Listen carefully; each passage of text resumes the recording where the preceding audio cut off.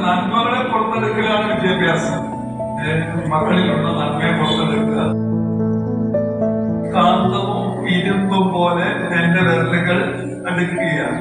കാന്തവും ഇരുമ്പും പോലെ എന്റെ വിരലുകൾ അടുക്കുകയാണ്.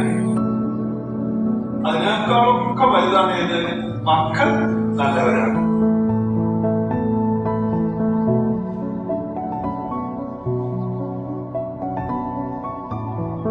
പ്രാവശ്യം കഴിച്ച്